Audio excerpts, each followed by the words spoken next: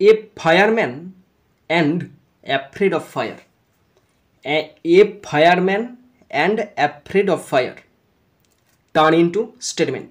এটা এক্সক্লামেটরি সেন্টেন্সে আছে, এক্সক্লামেশন চিহ্ন দেওয়া আছে এবং এটাকে স্টেটমেন্টে মানে অ্যাসার্টিভ সেন্টেন্সে আনতে হবে। এখন এর বাংলা, একজন দমকল কর্মী আগুনে ভয় পায়।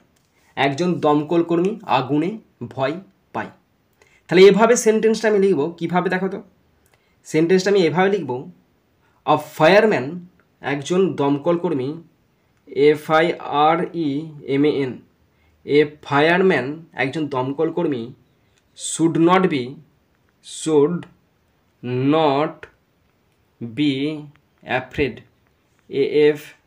AFRAID, a fireman should not be afraid of fire, FIRE, stop.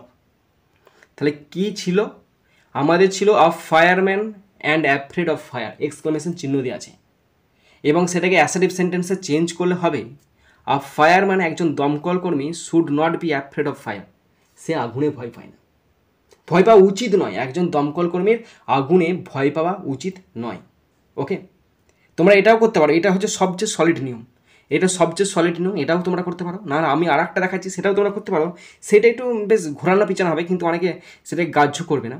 মানে এটা সব জায়গাতেই সব জায়গাতেই গ্রাহ্য, কিন্তু যেটা এখন দেখাচ্ছি it is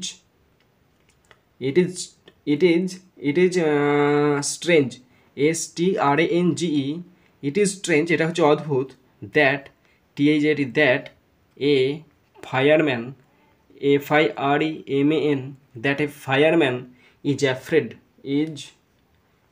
AFRAID, is afraid of fire, FIRE, stop. It is strange that, এটা অদ্ভুত যে, a fireman is afraid of fire, যে একটি দমকল কর্মী আগুনে ভয় পায়। এটাও হচ্ছে, কিন্তু এটা অনেকে গ্রাহ্য করে না, কিন্তু আমি এটাকে গ্রাহ্য করি। গ্রাহ্য করতে ওইটা, a fireman should not be afraid of fire,